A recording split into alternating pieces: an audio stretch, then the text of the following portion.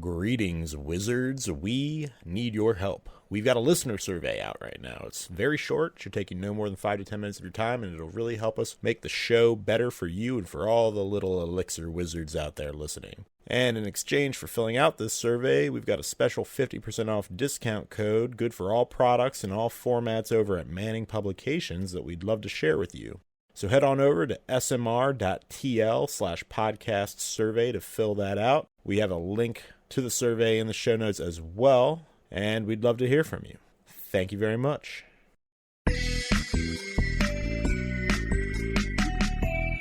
Welcome to a special edition of Elixir Wizards, a podcast brought to you by Smart Logic, a custom web and mobile development shop based in Baltimore. My name is Justice Epen, and I'll be your host today. I'm joined by my regular co-host, Eric Ostrich. How are you, Eric? Doing great. And I'm very pleased to announce we are also joined by Smart Logic's newest Elixir wizard, Sunday Mint. How are you, Sunday? Good. How are you guys? Doing terrific. Today's episode is a little different from our regularly scheduled programming because ElixirConf 2020 is right around the corner, September 3rd and 4th to be precise. We wanted to do a little preview of the conference featuring several of the speakers that are on the docket for ElixirConf 2020. And first up, we are joined by Quinn Wilton from Quinn. I didn't even get where you worked. I'm actually at Synopsys right now. We were recently acquired. I was at a startup named Tinfoil Security before. I really want to ask about Tinfoil Security. Actually, can we just start there real quick? What is sure. Tinfoil? So we do dynamic security scanning for web applications, web APIs, and that sort of thing. And the idea is that we plug that into your software development lifecycle so that developers can find and fix vulnerabilities as early as possible. Okay. So basically, we were doing that with this big distributed Elixir pipeline that would read in your API specifications and then generate fuzz tests against your API, look for SQL injection and things like that. And who's the comedic genius that came up with the name? That would have been the founder. He goes by Borsky. Okay, well, Borsky, shout out, man. Good branding work there. And you work at Synopsys right now. Do you want to quickly plug that? I mean, we'll give you time at the end too, so feel free to do what you want. But, okay, cool. So the team that I was on at Tinfoil, we got acquired by Synopsys. So we're kind of continuing what we were working on with Tinfoil at Synopsys now. But the idea is that Synopsys is a much larger security company than we ever aspired to be. They have teams doing static analysis and software composition analysis and things like that. So kind of the goal is for all of us to build all of these different security verticals and integrate them into one really holistic security scanning solution. So I'm now continuing a lot of the dynamic analysis work that I was doing, but with the idea of integrating it with every other aspect of security that we can automate.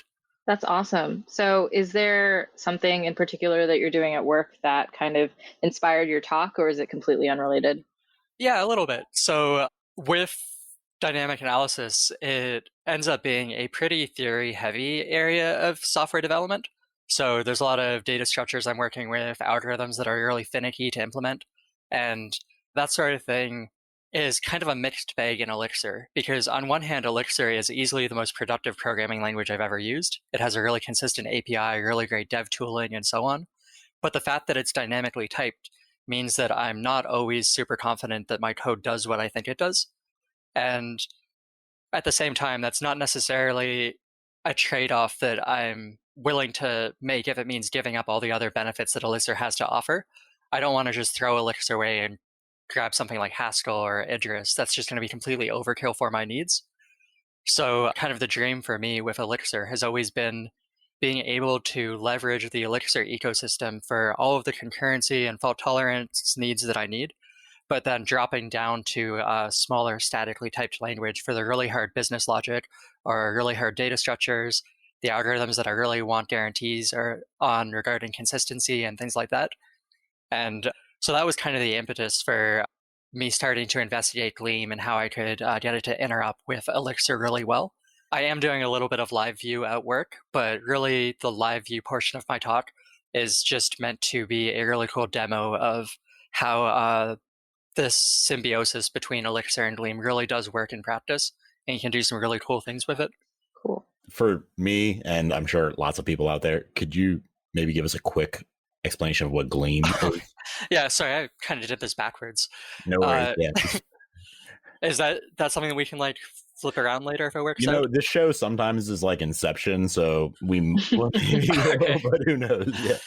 Yeah, so Gleam is another programming language written by a guy named Lewis in the UK, and it compiles down to Erlang, but has a static type system that has type inference like something like Haskell would, and is really meant to, I don't know, I've heard people describe it as like a love language between like Haskell and Swift, but is basically trying to make static typing much more approachable to people who don't necessarily have a deep CS background or experience with things like Haskell. But then because it compiles down to Erlang, it is very easy to use it within an existing Erlang app or an existing Elixir application.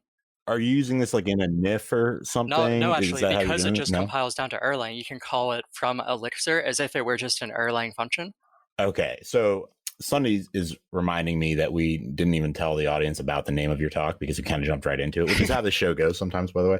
But the name of your talk is Type-Safe LiveView with Gleam. Maybe we could break down some of the words there. Sure. I also don't want to give away too much of your talk. I'm sure you've been working really hard on it, and it's really trying to save it for people who are attending ElixirConf. Go buy a ticket. So, but yeah, anyway, please like kind of deconstruct that title a little bit and tell us what we're in for. Yeah, let's see. So what was it? It was Type-Safe Elixir or Type-Safe LiveView with Gleam. So when I'm talking about type safety, I'm basically talking about leveraging the compiler to get compile time guarantees about what your code is, what it's doing, what sorts of assurances that code can make, and what sorts of assumptions you can assume will hold at runtime. That can be things as simple as I expect this variable to always be an integer or this variable to always be a string. And I think that's normally what people think of when they think about things like type safety. But really, type safety can lead to so many more benefits as it relates to modeling your business logic and ensuring that your application never ends up in inconsistent states or impossible states and things like that. So that first piece of my talk title is basically about leveraging the type safety of another programming language, Gleam, in order to write LiveView applications that are easier to reason about and prove properties about than the equivalent Elixir code would be. Man, this was a great person to bring in for the first part. This is just, to me, it's exciting, like different languages in the mix. LiveView is obviously super hot. Eric was telling me in our back channel that my LiveView conf joke did not land. So we'll have to re-record that. Can you tell us a little bit about like the process of kind of putting together a talk for the conference and what you may have learned or discovered that was maybe not going to make it in the talk that you were super duper excited or surprised by? Yeah, absolutely. So this has been kind of an adventure for me. This is the first large English conference I've ever spoken at. I spoke once in Korea, but the audience didn't speak English, so I don't think it mattered. And so I haven't really had any idea what I have been doing as I wrote this talk. And one of the big learnings has been that I only have half an hour, but there's probably like a month worth of content I want to get through. So I am kind of in this like vicious spiral right now of writing more and more demos, showing off all the things that I want to do, but I haven't actually started any of my slides yet. And I think You haven't started your slides yet? No, I keep changing my mind on what I want to talk about because I keep getting better at Gleam and better at Elixir and learning more things I want to show off. That's so amazing. I really need to kind of switch that around and cut down the scope of my talk and make the presentation first, I think. I'm laughing with you because this is exactly how I did my talk like in 2017. So I will will also admit I have about 4 slides that are copy pasted from ones I've done previously, so that doesn't really count.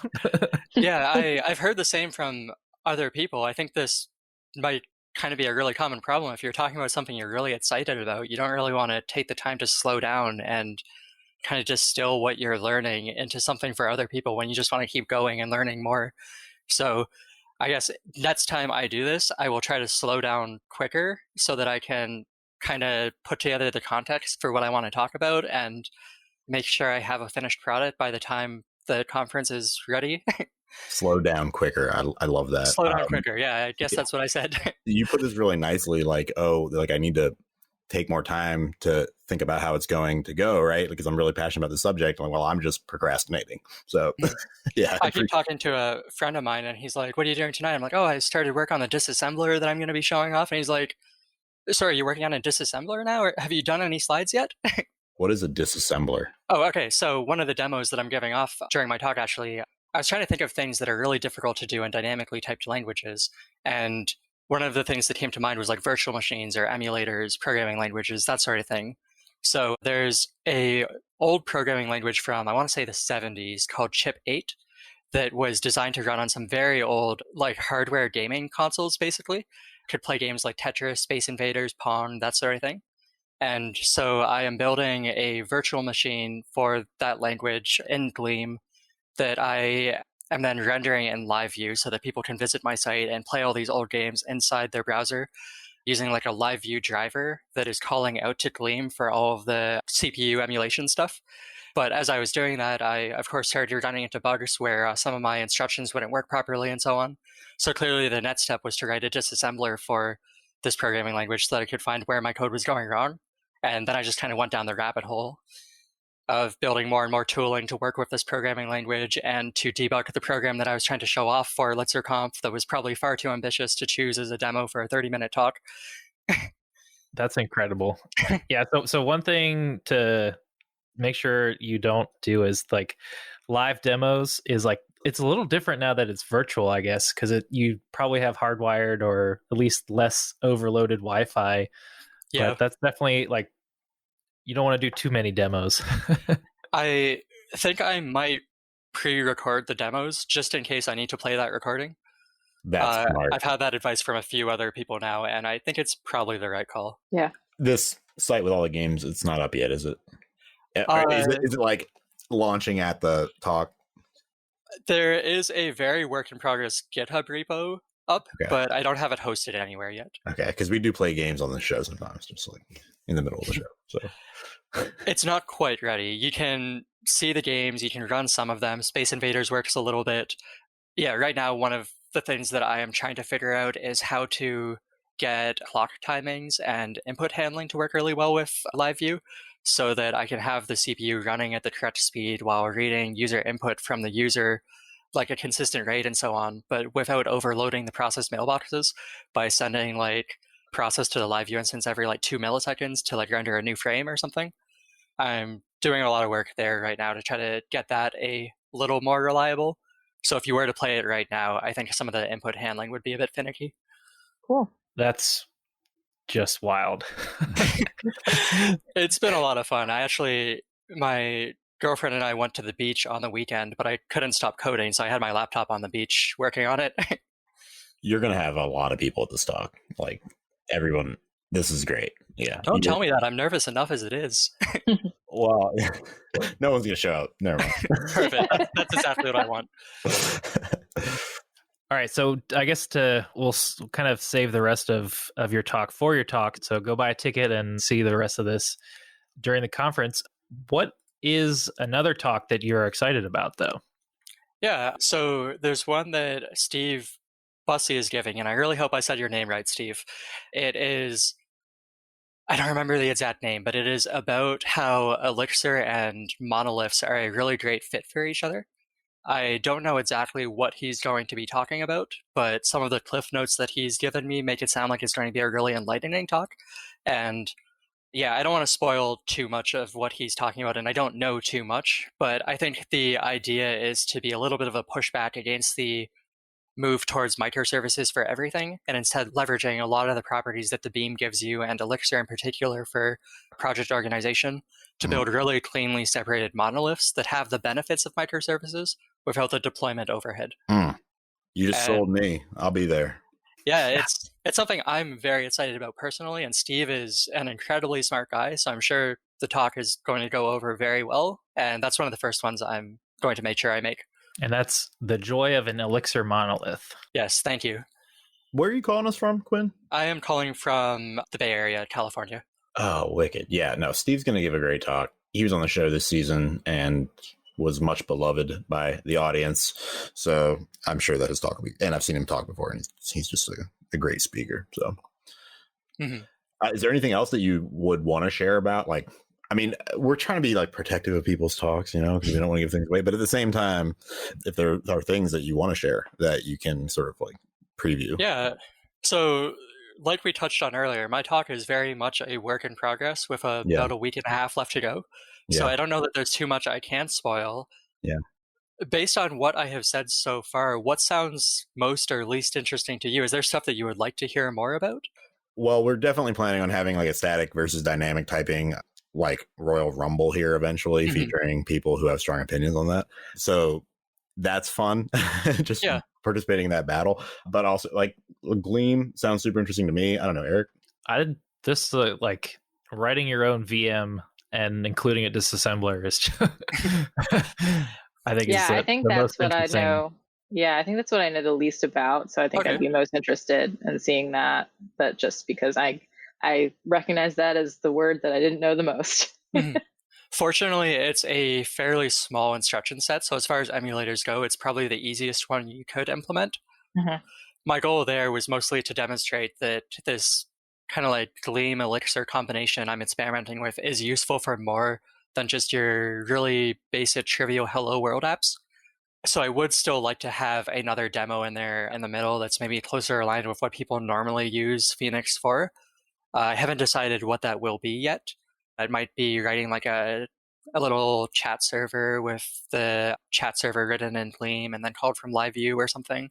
I'm still working on some of the details there, but really what I want to be showing off is kind of like this like ladder of complexity where I start with a really basic demo to show off how the interop works in the first place, move on to something more immediate that might represent what people do on a daily basis with Elixir, and then finish off with the emulator as just kind of an argument against the idea that Gleam is a very new language without a large ecosystem or community, and trying to kind of fight against the idea that that means that it's not useful for real complicated work. So I'm really excited by the emulator from that aspect of things.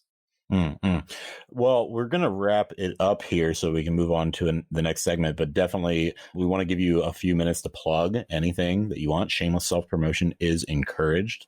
So the floor is yours. Okay.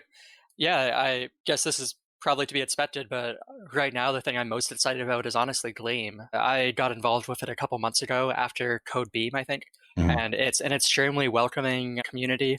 There's probably only a dozen or so of us writing Gleam regularly, but we get a lot of work done. The issue tracker is always getting new issues added to it that are accessible to people who don't know Rust or have never built a programming language or worked on a compiler themselves before. And it's just a really welcoming environment for kind of getting your hands dirty with a lot of these really cool ideas like parsing or type checking and that sort of thing. And if that's something you're interested in, like, we would love your help on any of the things that we are working on. And there's a lot of cool stuff coming down the pipe. Tight. That was a great plug. Really good plug. You know, people sometimes don't know what they're going to plug. They don't know how they're going to pitch it. You did a great job. That's super. Thank you. Yeah. Well, Quinn, thank you so much for coming on the show. And we're looking forward to your talk at ElixirConf 2020. Yeah. Thank you for hosting me. It was a great time. Yeah, thanks for being here. Next up, we've got Dan Lindeman from Very back on the show from the last time we had him on a live show. His talk is titled Short Circuit IoT Development Time with Nerves. Dan, so glad to have you back. Hey, really glad to be here. Thanks for having me again. Yeah, we were a little bit surprised that you accepted because, like, the show is so traumatic to be on. Like, I understand there's a lot of pressure, a lot of people watching. So thank you for. I was really nervous if I would get an invite back at any point in time. So super excited. How's Grand Rapids, by the way? We're doing okay. It's been super nice weather. I actually get to be outside, which is a good change of pace, and super hot, usually pretty muggy summer. So yeah, just trying to get outside as much as I can. Obviously, I'm currently outside, but soon enough to. Nice. So, Dan, we would love to know if you could give us like a general, what's your talk about and what might we learn or get out of it if we are able to attend?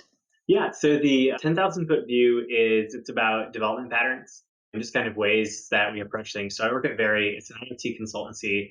And kind of the joke there is that, you have like full stack and then you have like full list stack because we'll go all the way from like hardware and then straight through your full stack. And then we also prepare data pipelines and data engineering for machine learning and those sort of things. So we're basically just take your regular everyday stack and extend it by a lot. And so the thing that you learn when you do that a lot is that you kind of already have most of the toolkit. at the ready. And so this is, like I said, from a 10,000 foot view, just telling you it's either the most or least informative talk because it just tells you things that you already know, but kind of translates them into the world of IoT. A lot of the talk will be about the hardware aspects of it, since this project did have custom hardware that we built based off of some commodity boards, but we built a nerve system for it. So then, 1,000-foot view, it's kind of unmasking the hardware IoT development cycle and just kind of realizing it was like best practice web development all along. The Scooby-Doo villain. Yes, we can look at like the easy things to get wrong, which there are a ton. Just like you don't have to develop on a Raspberry Pi to develop for a Raspberry Pi, and that's kind of one of the things about Nerves and Elixir that you can do. You can play around in a sandbox just like you always do, but then you can kind of like parse down your deploy, make your build artifacts really tiny, because you're making firmware you don't get to be really big. So that's one of them. And then once you've kind of customized your system, what can you do with those things? Talk a lot about, for this project, since it's a solar microgrid, they get deployed to some pretty remote locations. You said solar microgrid? Yeah, so this is a component in a solar microgrid. I won't name names yet because it's fully and everything, but yeah, so the deployments are devices that are in very remote locations. We're talking small villages in Africa. We're talking, remote locations in like possibly Canada, things like that. And so you might not get internet unless it gets brought to you in a backpack via satellite for a little while. And so, there's kind of some of the things we did were checking, do we have the internet? And surprisingly, they're very familiar to anybody who's developed any other application that uses Linux. So I wanted to ask a little bit about that, which is who is the ideal audience for this talk in terms of experience level with hardware or firmware or IoT? At first, I definitely, yeah, right, exactly. The fullest stack, right? At first, I thought that this would be advanced only, but as I kept kind of thinking about what the real good bits were to take home, it seems appropriate for anybody. I was like, oh, well, I mean, your beginner dev would say, I've heard about test-driven development. I've heard about verifying things from software docs.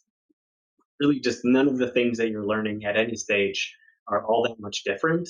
You just sort of have to learn to speak the language of, your nearest neighbor. Just like it's nice to be JavaScript aware if you're doing, a Phoenix app, or it's really nice to understand your operations if you're deploying a backend. Knowing how to kind of chat the lingo with the next neighbor and layer is always a good skill set. So we just talk about some of the things, when you're developing hardware or novel hardware, especially for Nerves devices. So I've got two questions. First one, please tell me that you are or will soon have a slide that has a Scooby-Doo villain getting the mask pulled off.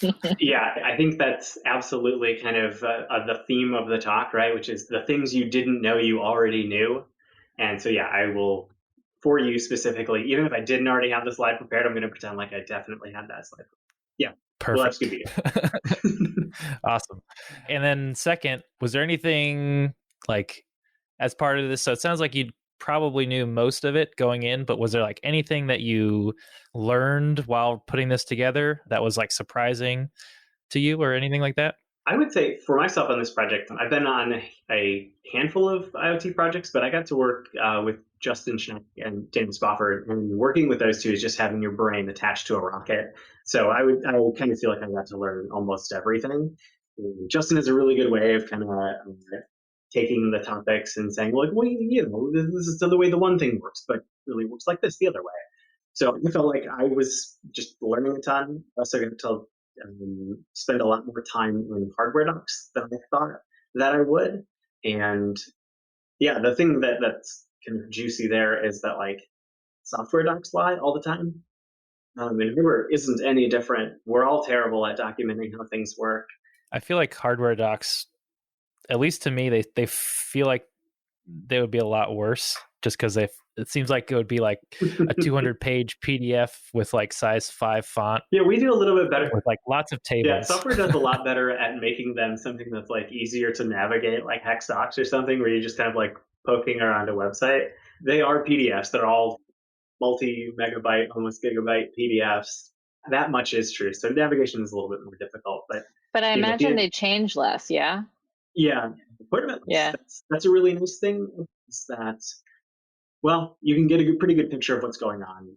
With one, they'll all be pretty close to similar. Yeah, because they have different tolerances and things like that. But yeah, and then I think probably the last thing that I was really grateful to learn was that the like parts of our deployment and development process actually had a nice story-like narrative, which is always really helpful when you're writing a talk, that they all kind of tied into one another. Yeah, I would say every project you always learn a ton.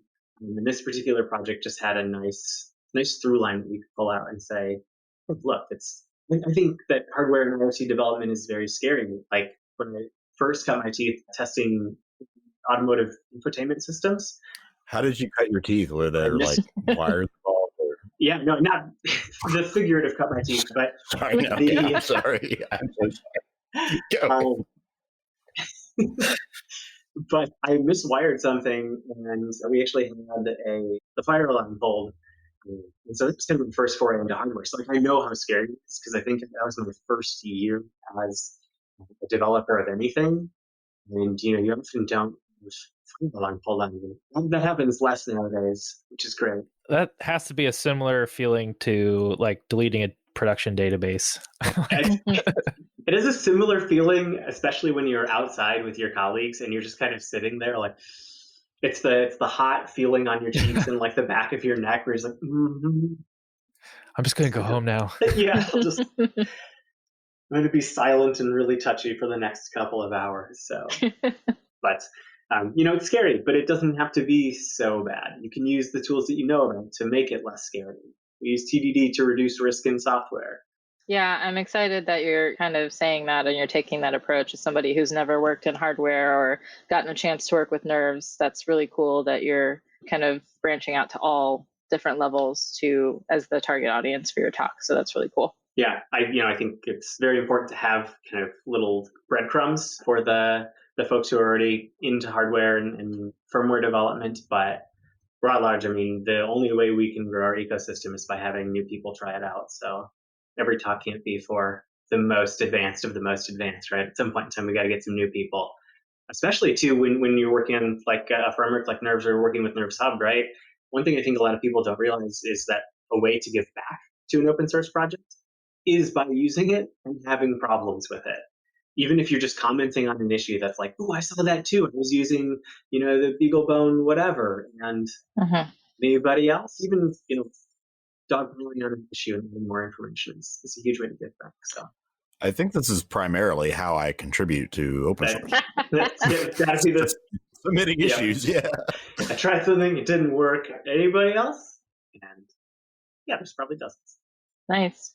So I'm curious, is there another talk at ElixirConf that you're really excited to hear about? Yeah. So besides my teammates' talks, so Jen Gamble also works at Very and Justin Scheck. I'm always excited to see friends of my colleagues up on the stage. But Juliana Molina has a talk about Elixir making her a better Java dev. I'm very much like a chocolate and peanut butter type person. I think that different languages help us learn and understand the world better and learn and understand computers better. So also I'm a Linista sometimes. So I'm very excited just to see other languages poking around in Elixir land. Awesome. That is an awesome sort of little shout out you did for your colleagues there. I like that. That was very subtle and very well done. I want to give you some time though to wrap up and sort of plug anything that you want. Shameless self-promotion is encouraged, so the floor is yours. Yeah, so my SoundCloud, you should check it out. I'm just kidding. I do not. There's no SoundCloud. I would say the main thing I'm looking to kind of get across was really the main big lesson. And I already mentioned it earlier at the top of the segment was developing Nerves projects can be done on your laptop. The idea of you don't have to do it on a Pi to make it for a Pi is just, you can get used to it. It's very familiar to you. It's very Elixir-y. You don't have to make the full plunge. And if you want to start getting LEDs to blink and stuff like that, sure, yeah, buy the thing. But you can get your feet wet and you can get pretty far into the Nerves ecosystem on your laptop. So I'd say that's kind of a plug. Use Nerves. use Nerves Hub if you're going to be maintaining the whole fleet. It makes a lot of the things that are easier to get right. So awesome. Dan Lindeman, thank you so much for coming back on the show. He's working over at Very, and his talk is titled Short Circuit IoT Development Time with Nerves. Next up, we've got Jeffrey Utter from Bleacher Report. His talk is titled Debugging Live Systems on the Beam. Thank you for joining us, Jeffrey. How are you? Hey, I'm good. How are you guys? I'm doing great. Pretty Thank you great. for asking. Yeah. Nobody really asks us, you know? That's nice. I feel like I'm on the other side of the table. So you're calling us from Topeka. You've got this talk, Debugging Live Systems on the Beam. I think this is probably something a lot of people are going to be interested in. Do you want to give us like the 1,000-foot view, the elevator pitch for your talk? Sure, I can do that.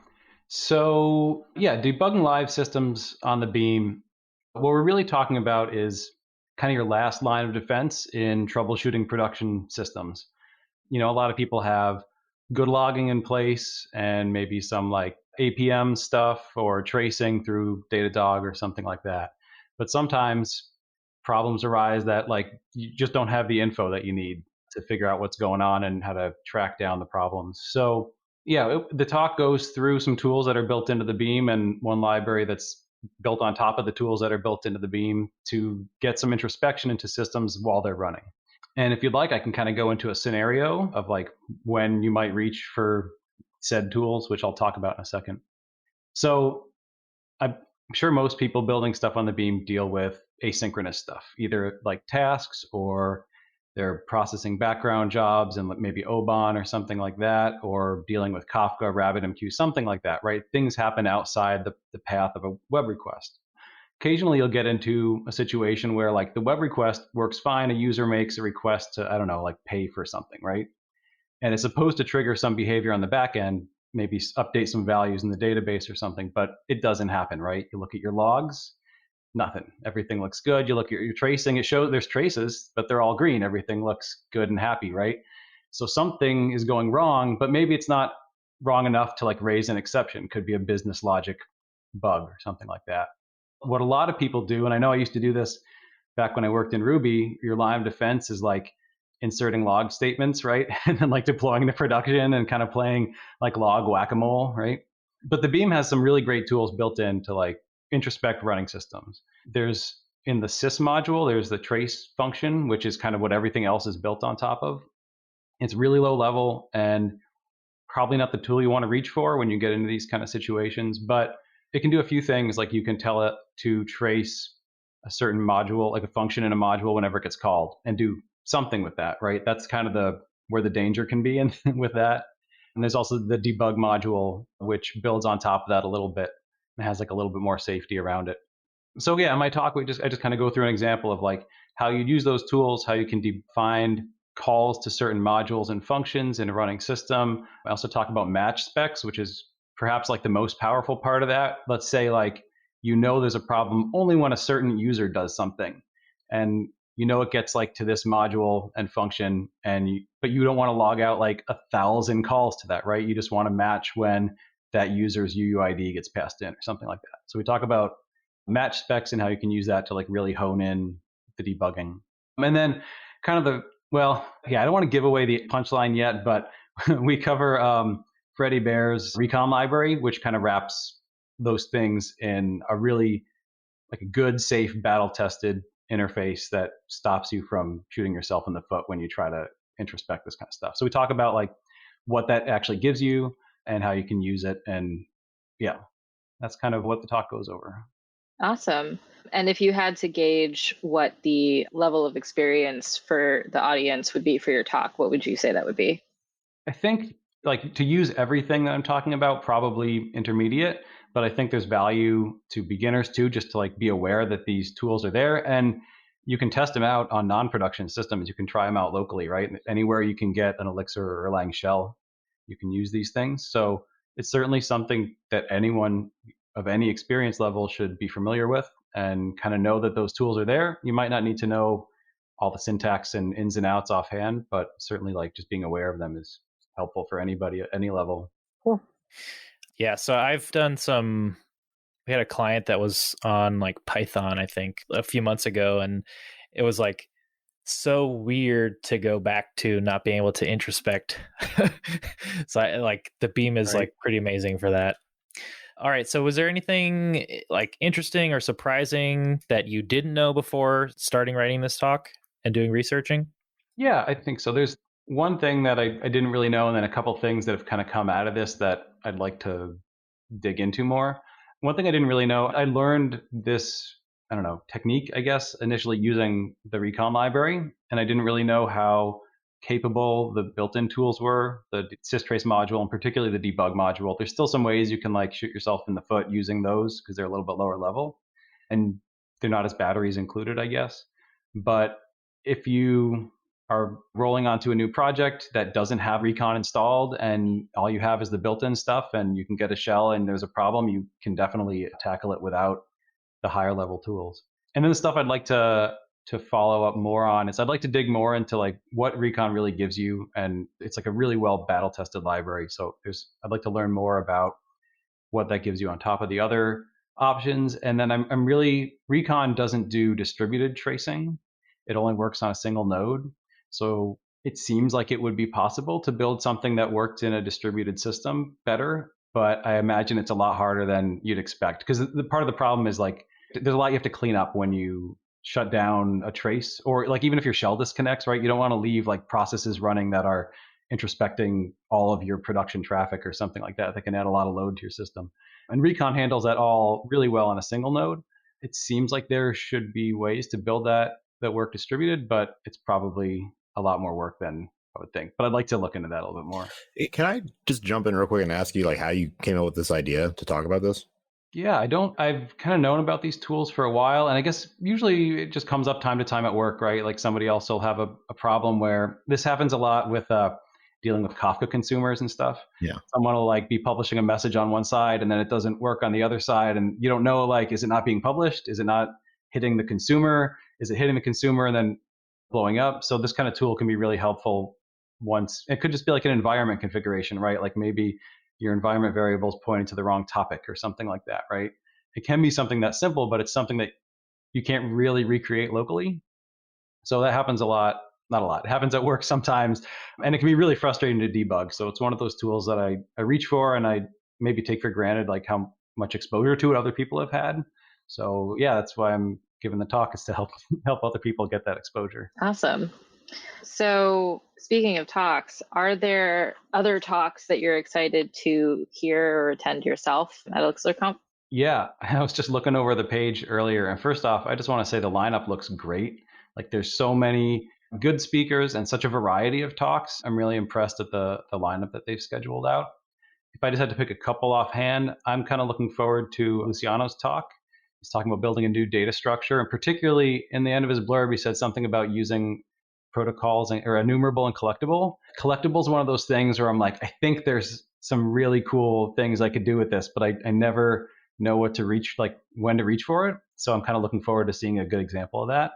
And then also Catalina's talk about gRPC and Elixir microservices. We do some stuff at Bleacher Report with protobufs. We don't use like full gRPC, but I'm just kind of curious on another take of like coordinating services using something else other than JSON over HTTP.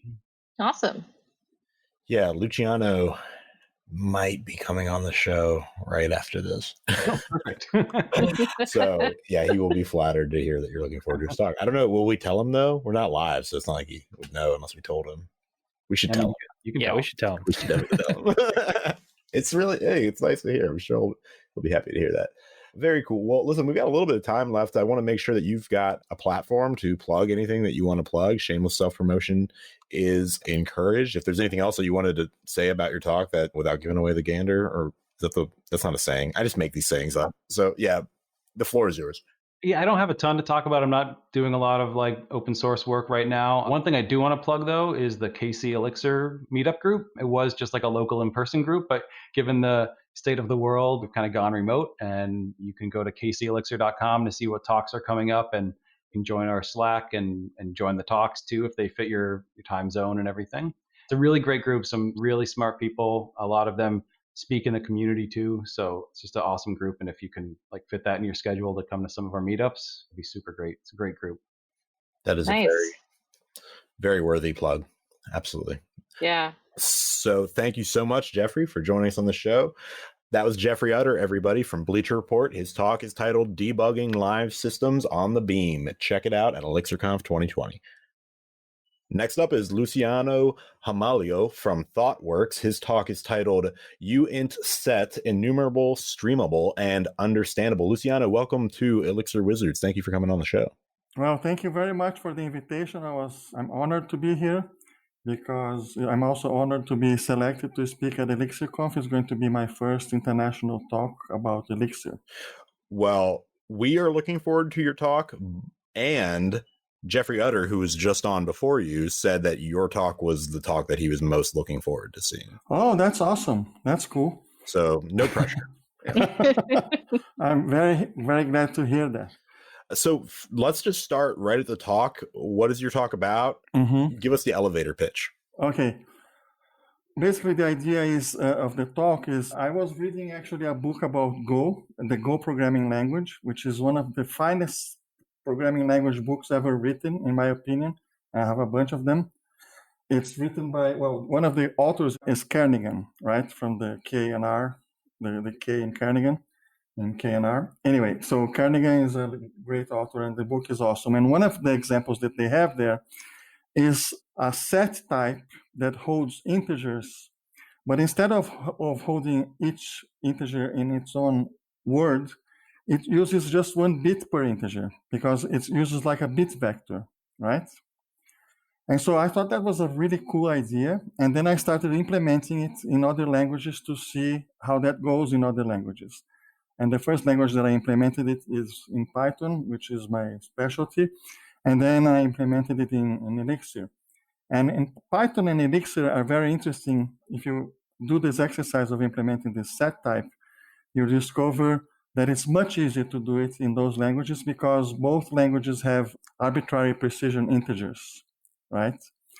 And so basically what they did in Go using an array of uints to hold the bits. In Elixir, we use just 1 integer. The integer holds the entire set of integers. And how does that work? If bit 0 is 1, that means 0 is a number in the set. If bit 0 is 0, then there is no 0 in the set, and so on, right? So that's the idea. And this is a kind of a fun, interesting way to think about how to implement a set.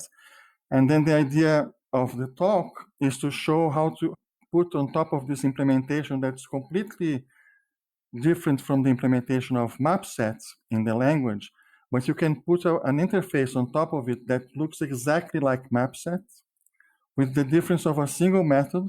So this wasn't the elevator pitch, right? Anyway, so the difference was a single method, which is the method size becomes length, right? Because of the convention that in my case, I have to actually go through all the bits to count them in order to answer the size, or is it the length? I forgot now. Anyway, one of them is supposed to work when you have the answer directly, in regardless of the size of the collection, and the other one if you have to traverse, right? So the elevator pitch, how you can implement data structure that is idiomatic Elixir using the API that you can get inspiration from another existing data structure. And in order to do that, you leverage protocols and you also leverage streams, which are 2 cool features. That's really interesting. So if you had to choose an audience, or if you had to give an idea of what kind of audience, beginner, intermediate, advanced, what would you say the audience would be for this talk? So I tagged it intermediate because I think understanding anybody who uses Elixir is using protocols, but they may not know, right? And so I think one of the things that differentiates somebody that's a beginner from an intermediate programmer in a language is when the person starts to understand how the main abstractions actually work. And the intention of this talk is actually to show that. How do you implement a protocol? And how do you implement a streaming API? Cool. Eric?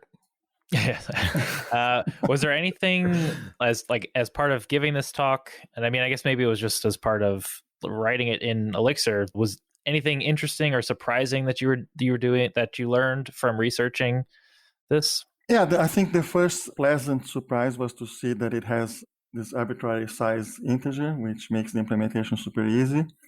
And then it was actually my excuse for myself to learn how to implement protocols, right? I think it's a very good way to understand how these things work if you can do something of your own that uses them.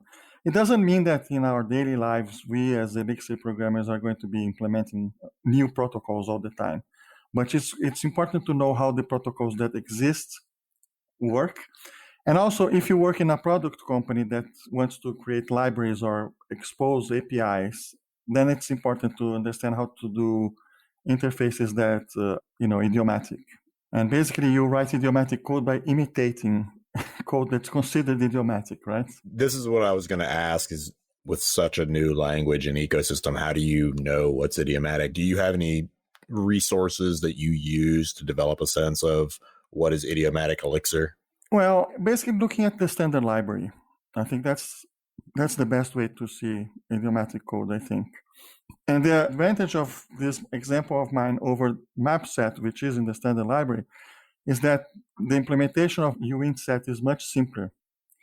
Of course, it's much more limited, right? Because it's a set where you can only put numbers, integers. You can't put anything else. But basically, pretty much the vast majority of the functions in the interface are one-liners and short lines at that. Because, for instance, how do you compute the intersection between the two sets, right? It's just a bitwise AND. That's it. So basically, it's 3 ampersands that you import from bitwise module. And then you put the bits of one set, 3 ampersands, the bits of the other set, intersection, done. Great. This is maybe an interesting question, but what are you hoping to kind of gain from, or what are you hoping the audience gains from your talk? So my claim to fame so far is that I've written a book about Python called Fluent Python, okay? And the book was very well received. It was translated to 8 different languages. I wrote it in English, but it was translated to several other languages. Yeah, and so I became when I taught Python over the years, I taught Python to a lot of people coming from Java, for instance, or C++. And then these people were always looking for things that they missed in their languages, and sometimes not finding other things that Python provides because the approach is different. So my focus as I study Elixir is the same. I think when you approach a new language, you have to be humble, right? If there is something that you feel is missing because you used this other language before and you don't find this feature in this new language, it's probably not a lack of vision of the designer of the new language. It's more likely that there is another way of doing it, another approach that solves the problem. So my idea to this talk is to show particularly protocols I think are very important for you to understand how a lot of the idiomatic data structures in the language work. And once you understand them, then I think you can leverage what's already there better, and you're better prepared to create your own data structures when that's necessary. Great. Awesome. So Luciano, we want to give you the rest of the time to plug anything that you like, promote your talk or any projects that you're working on or any companies that you're working for. Yep. We'll edit this out, but we do have one other question before that. Oh, yeah. So what's another talk that you are interested in watching? Yeah. Well, thank you. I kind of prepared for that. But it's super hard for me to pick one talk because ElixirConf, for me, is always very exciting. I was there the last 2 years in person. And it's exciting because it's a language that is used in very interesting domains, right? IoT, for instance, there's a lot of stuff. And it's also exciting because if you pick a topic, like for instance, I know you just interviewed Japa Swadia. Sorry, I probably mispronounced her name. Didn't know? We actually didn't get she had to reschedule today, so we'll. Oh, okay. We're gonna talk to her tomorrow and edit her. Okay. Anyway, The audience is part of the show here. Yeah, okay. Anyway, her talk is domain-driven design with Elixir. So domain-driven design, everybody have been talking about that for years in other communities. But it's interesting. The Elixir twist for me makes it interesting, right? How do we approach this? And also Stephen Bussey's talk, The Joy of an Elixir Monolith. I think it's super interesting when you see this whole movement towards Docker and cloud and Kubernetes and so on. And they're basically reinventing everything that Elixir or the Erlang ecosystem has had for more than 20 years, right? And for me, as a consultant, it's interesting to understand how much does the Elixir ecosystem or the Erlang ecosystem actually needs this stuff, and how do we interoperate with this other modern architecture. So The Joy of an Elixir Monolith sounds like a very good title for me, because no Elixir application is as monolithical as a Ruby application or as a Python application, right? Because of the very nature of the infrastructure. Yeah, so I was also interested in the case. The case is about using Elixir for COVID-19 monitoring and for monitoring hydropower plants with Nerves.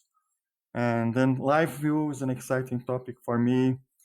And also teaching. I love to teach, but I think I said that I was at a Nerves meetup last year during ElixirConf, and I said that as a teacher, I feel like Nerves is super cool. Elixir is also super cool, but the ecosystem is kind of geared towards engineers. How do you do a hello world in Elixir? Ooh. You have to learn a lot of tooling to do that. Of course, there are now terminals on the web that you can use to play around with Elixir. That's interesting, but I think we should, as a community, I would love to see us develop something that is like processing.org. You know that? So processing.org is a very simple IDE that allows you to draw stuff using a very well-chosen subset of Java. It makes Java accessible to beginners, makes it fun. There's this very simple API that's basically for artists to expressive. Yeah, do you like that? I used it in college. I did some really cool stuff. I generated some really cool art and then laser printed it on plexiglass. I think that was the most fun I ever had in college. Yeah. So that's this processing.org is real? Processing.org is the name of the place. When you said it made Java fun, I thought it was like you were joking. You're just making something up. Same feeling here, you know. This I know it was a radical statement, and it's true, isn't it, Sandy? Yeah, no, it was very fun. I'll have to go dig up some of the art I made with that code. No, to begin with, the code's gone, but the art's around. Yeah. Oh, cool. To begin with, you don't need to create a class to do anything.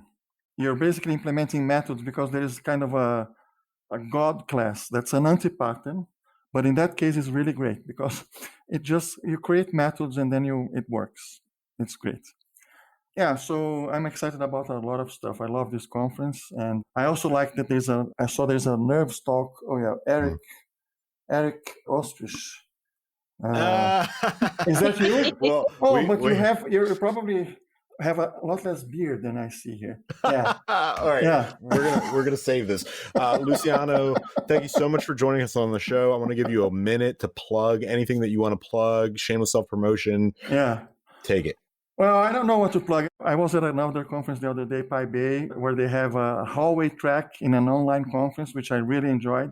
I hope we can come up with something like that during ElixirConf as well, because I love to meet people at conferences. Mm-hmm. So if I want to plug something, I would plug, please come up with me and let's talk like we're talking now, maybe with a glass of beer. And I would really enjoy that. Okay? And thank you, Eric, for your talk. I think that's going to be super interesting. Beginner Nerves talk. Luciano Hamalio, everyone from ThoughtWorks. Thank you so much. We're looking forward to hearing your talk. Uint set, enumerable, streamable, and understandable. And up next is Melvin Cedeno from where? Where do you work, Melvin? Oh, I work at Smart Logic. Oh, really? How is that? Consultancy, you might have heard of it. That's not too bad. Not too bad. They treat me good. They treat you good. They treat you all right. Is the team over there like? Are they smart? Do you learn anything? I hear the term is they're smart logicans, something like that. Who knows? Oh man, it's not cringe. It's not cringe enough. Super glad to have you back on the show, Melvin. Yeah, that's right. Melvin works with Smart Logic now. So now we have an entire segment of just Smart Logic wizards here. Melvin, you're giving a talk at ElixirConf 2020. I am. What's it called? Give us the elevator pitch. For sure. So it's called Teaching Functional Programming with Elixir, and essentially just things I've learned from teaching intro to Elixir classes over the past 2 years. But yeah, that's pretty much just that's the elevator pitch. So can you talk a little bit about, it sounds like you've got a specific sort of experience level that you're targeting. Can you talk a little bit about who should come and what they'd be getting out of the talk by attending? Yeah, I'd say if your company has any sort of training where they are educating folks, it might be a good talk to attend. Just because one thing I've learned over the years is that just because you can do something doesn't mean you can necessarily teach it. This is just some of the things I've learned from teaching a couple of the classes. Yeah, over the past 2 years, give or take, or 2 years. Yeah. Yeah, I actually heard a hot take recently about how the worst person to teach something is an expert on it, or teach it to a beginner, because if you're an expert, you might overthink the way you teach it. So you have to really think about that. So it'd be interesting to hear your take on that in your talk. It's been fun. It's been interesting trying to figure out what exactly my process is and how I came to it. But a lot of it's things I've learned from martial arts and playing guitar and leading chamber choirs and stuff over the years. And you lead chamber choir? I did chamber choir for 10 years, and Bro, that's I used to run the tenor section and the bass section. Just music was a big part of my background. You had a guitar back there. Do you know about shape note singing? Shape note singing. I've not heard of this. Oh man, dude, when you come out here, we're gonna go shape note singing. Okay, fair enough. What's up? You're probably gonna school me because I don't know anything, but I have a friend that does this. Shape note singing? He's big into. Yeah. It's really cool. I think anyone can do it. It's easy to learn. I actually don't even really know what I'm doing. I kind of just sound it out. I'm not at all an expert, but I love to go when I can.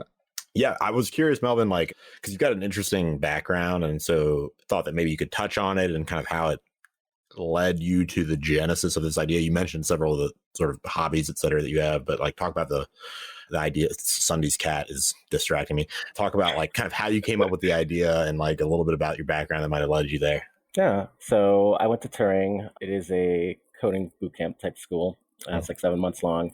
And during my time there, I got really heavily involved with mentoring. I still mentor folks. I probably have 12 or 15 mentees right now. Wow. And at some point, I started teaching intro to Elixir classes, mainly because I wanted folks to have other things on their resumes that would help them stand out in their job hunt. And the classes, people liked them, and I liked teaching them. And I just kind of kept doing them, whether it was just big class, 20 people plus, or one-on-ones or 2 to 3, kind of just kept doing them. And I saw the ElixirConf, they were asking for speakers, and I figured, well, I could probably do something on teaching classes, because I feel like that's probably irrelevant, especially now that everything's remote. So I had to do a couple classes remote, and a couple of things I learned from that, which I thought would be a lot harder, but I think it kind of made things easier in a way, if that makes any sense. Talk about it. I don't know. It made me a lot more focused. When I was in a room with folks, or in the basement at Turing, I'd rely heavily on the whiteboard, and I'd kind of just wing a lot of things. But now that it's remote, I kind of have to be more cautious of people's time. So it made me just really drill down and get my curriculum down, get the agenda, have all the timing set. So it kind of forced me to become more, organized. So that's kind of a weird little benefit that came out of the whole remote teaching, is it kind of just makes you all right, what exactly do you need? Versus before, I could just talk to a room, have a whiteboard, and then it would just kind of go all over the place. But they'd still find it useful. But I think the classes have gotten better. I can tell you, Melvin, from having worked with you now for a little while, that you're probably the only person I know. And sorry to everyone else in Smart Logic, but Melvin will call me and he'll be like, hey, you have 3 minutes? And the call will take exactly 3 minutes. And I'm like, yes. I have 3 minutes for you, Melvin, because Perfect. It's actually 3 minutes. That's awesome. When you were putting together or researching for the presentation, was there anything that you found particularly interesting or surprising while you were researching? I'm still trying to figure that out. Yes. So I think a lot of it has been really me like narrowing down, figuring out what is my actual process. Like, why do I teach the way I do? Why do I mentor the way that I mentor? And a lot of it just comes down to like all my experience and background in music. Like when you're teaching a piece or teaching like a musical concept, it's kind of the same kind of deal. I mean, I didn't realize how much of that like overlapped until I started really like breaking it down. Because before I'd just be like, all right, I have a curriculum, I have some folks, let's do it. But this talk has actually really like forced me to like think about why. Because originally I was thinking like, oh, well, I have a curriculum. It's like 6 hours long. I could take parts of that and make a 20-minute talk. But really, it's like the talk's barely going to go into the curriculum like at all. Like it's just going to be things that I've learned from teaching and having TAs, how to manage TAs, how to bring them in, make sure everyone feels like the time that they're spending is valuable. So I bet that we have a lot of people listening right now that are interested in one day speaking at ElixirConf. And so I'm curious if you can talk a little bit about how you pitched the concept to Jim and in the CFP. Yeah, I think I woke up on a Thursday morning and it's already something I'd been doing. So went to the site and was like, hey, teaching intro to functional programming with Elixir.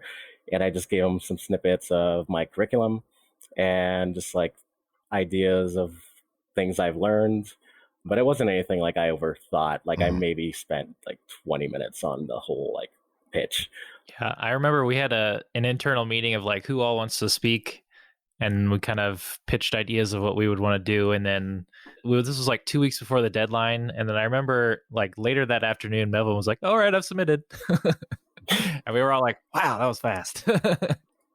So that's amazing. My favorite ElixirConf talk submission story is that I submitted my 2017 talk the day after the deadline, thinking I definitely wouldn't get it, and that I had to get it and actually do the talk. So now I've gotten out of doing future talks by becoming the MC. So now I just don't have to prepare. I can just show up. No, I'm just kidding. There's lots of prep that goes into being the MC. Yeah, I can imagine. Is there another talk that you're excited about at ElixirConf that you're, hoping to attend? The testing one, I don't know who it's by, but that one, and there's a meta programming talk. That's probably like my new big jam right now, is just meta programming. Been playing around with procs and stuff in Ruby lately, thanks to Eric. I'm in our one-on-ones. That kind of opened up the floodgates. So it's been interesting just like using procs, but also like, okay, I probably shouldn't be teaching my mentees what this is yet because they don't know what it is and they'll just use it and then they'll get asked about it, and that's fun. So that's Nicholas Henry, the upside dimension of Elixir, an introduction to metaprogramming. I think so. Yeah, that sounds right.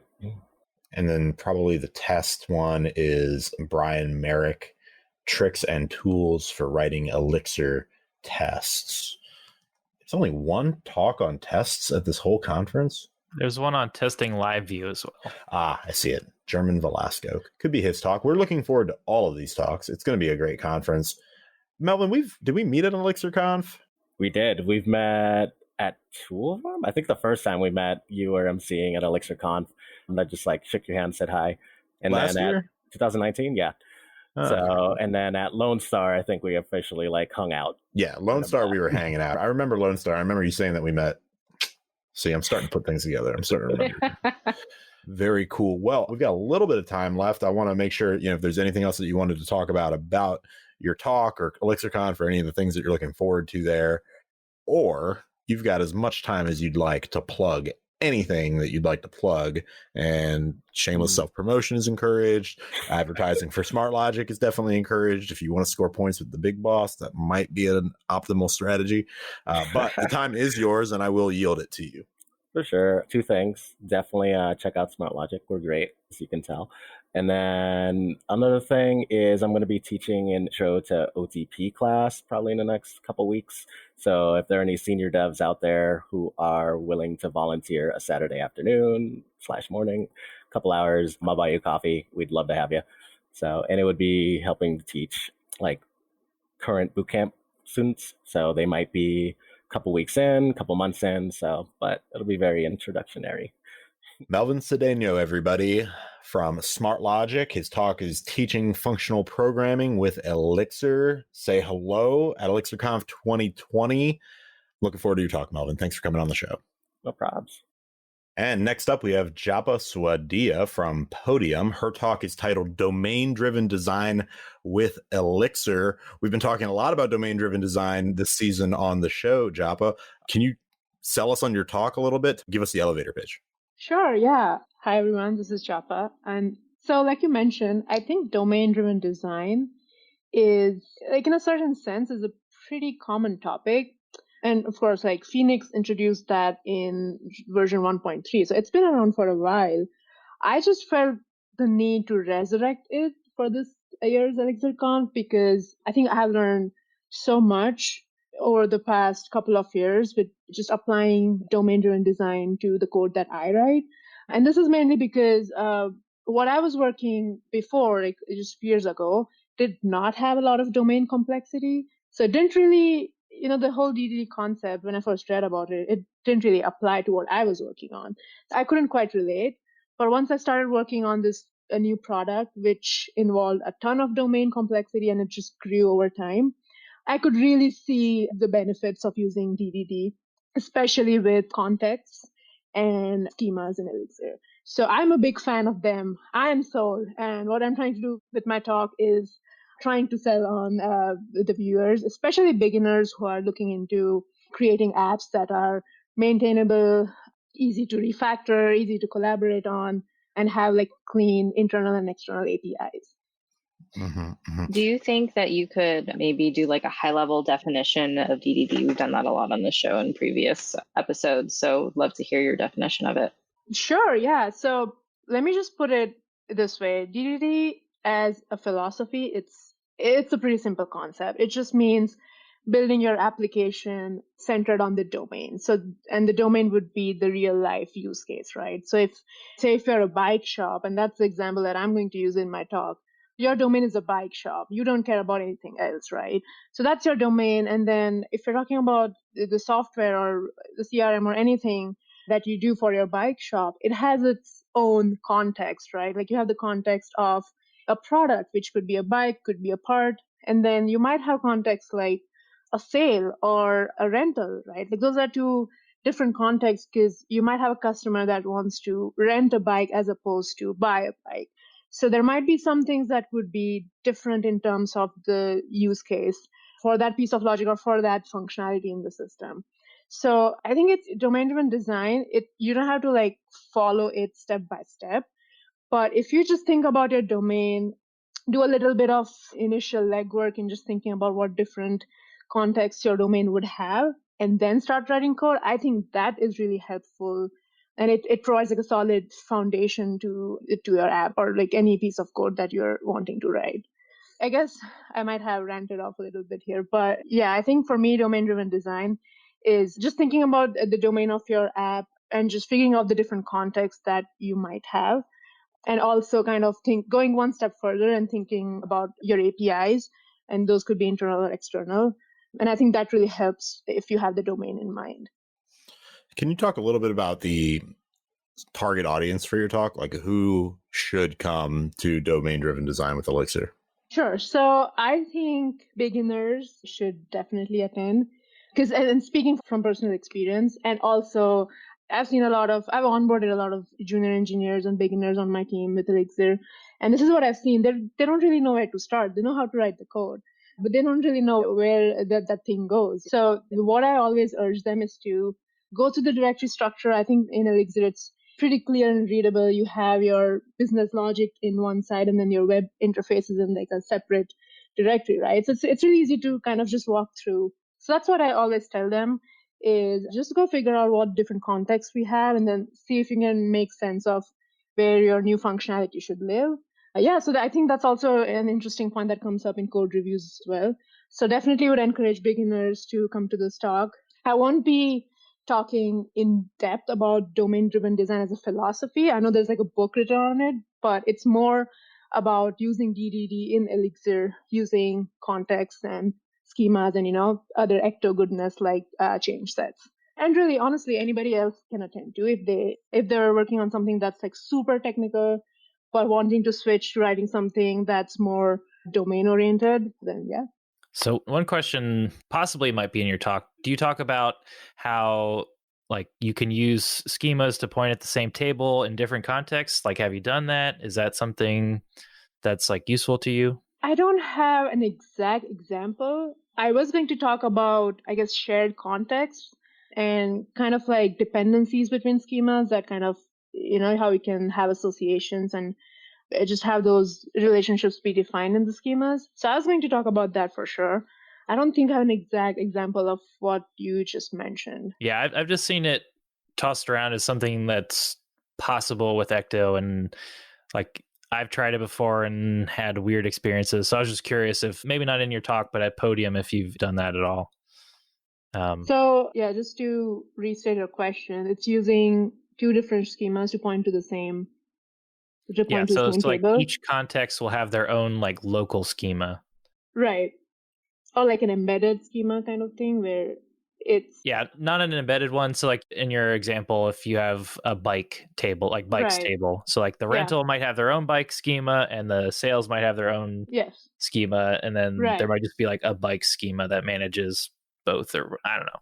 So like that's kind of what's been tossed around as like an option, and just curious if you've done that before. So I have done that from like an API layer point of view, where you have these different schemas that validate the data that is related to that context. So for example, there's a sales context and there's a rental context. And then for those, the schema for the product or the customer might be different. So yeah, on the API layer, I've definitely used change sets to validate those. And then further down in the business logic side, when you actually want to do inserts or updates, you might be casting that to a different schema that is related to the actual database table. So yeah, definitely on the API layer, and I'm a huge fan of using those for validations. Cool. While you're putting together this talk, was there anything that was interesting or surprising that like came about through researching? I think a little bit of research that I did was go through the old pull requests in the core libraries, because I know they did some work to refactor some of the modules to be more domain driven. So that was pretty interesting, seeing how they just picked file and then they literally cleaned it up and created these different contexts and made it so much easier for the other modules to be able to use them. So that was pretty interesting. I'm actually still researching for more of the refactoring work, and I really want to show the audience on what changes the core team has made. So is there another talk that you're really excited about attending as well? Great question. I actually had a bunch of talks that I was interested in. I think one of them was solar panels being powered using Elixir. I don't remember the title. I need to check that out. But that sounded really interesting. Hydropower one. Was it that one? The hydropower one, yes. Not solar. My bad. That sounds pretty interesting. There's also one that has Phoenix LiveView. I have a few coworkers who are really into LiveView. So I'm kind of excited for that. And actually have them listed out here. Let me just... Oh, yeah. And the other one that was interesting was using Elixir and WhatsApp to launch WHO's global COVID-19 response. I think I'm looking forward to that one as well. Yeah, it seems like they really knocked it out of the park with talks. Despite this being a virtual conference, the lineup is extremely nicely put together. Yourself included, Japa. I'm curious how, when you framed your CFP, is there anything you think you did really well that got your talk accepted? Because I'm sure people are watching this or listening and wondering, well, how do I get a talk accepted into a big conference like ElixirConf? I honestly did not expect that my talk would be selected, and mainly because I felt that the topic might be like a repeat topic, because I know other Elixir conferences, people have spoken about domain-driven design, and everybody has like different opinions, viewpoints.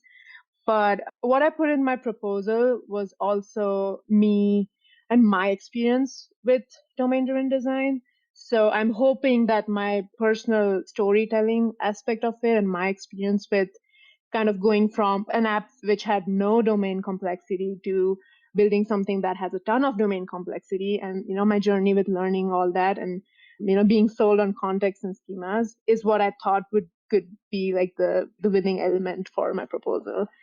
Well, I think it's a very hot topic in the community right now. I know we've been talking about it nonstop for this whole season, which is a very long season of Elixir. And and we will keep talking about it because we've got a bunch recorded that we keep asking. Right. I did have advanced topics in mind, but this is actually my first time speaking at the global conference level. So I thought I would just keep something that's more in my comfort zone and also that comes from my experience so that I can also answer questions if there's any. So yeah, I'm excited. We are looking forward to your talk, and hopefully maybe we can have you back on the show to dive even deeper into this subject for a full episode. I want to give you the last few minutes to plug anything that you want to plug, shamelessly self-promote, anything you want to shamelessly self-promote. The floor is yours. I don't have anything to self-promote, but yeah, I mean, ElixirConf 2020, if you look at the talks, they sound really interesting.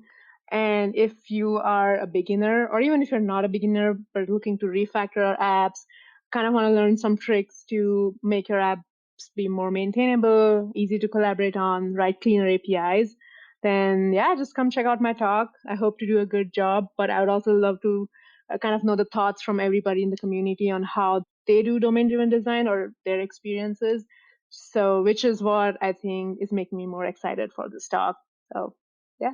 Awesome. Japa Swadia, everybody from Podium. Her talk is titled Domain-Driven Design with Elixir. That's it for this special episode of Elixir Wizards. We hope you enjoyed this sneak peek of ElixirConf 2020. Go buy a ticket. Thanks very much to my magical co-hosts, Sunday Mint and Eric Ostrich. Eric Ostrich, my oldest friend and beloved co-host, Eric Ostrich. And once again, I am Justice Epen. Elixir Wizards is a Smart Logic podcast. Here at Smart Logic, we're always looking to take on new and interesting projects building web applications in Elixir, Rails, React, infrastructure projects using Kubernetes, and mobile apps using React Native. We'd love to hear from you. If you have a project we could help you with, don't forget to like and subscribe on your favorite podcast player. You can also find us on Instagram and Twitter and Facebook, so add us on all of those. You can find me personally at Just Use a Pen, and Eric at Eric Ostrich, and Sunday at Sundaykin. That's Sundikhin. Check the notes for links to all those, and join us again next week on Elixir Wizards.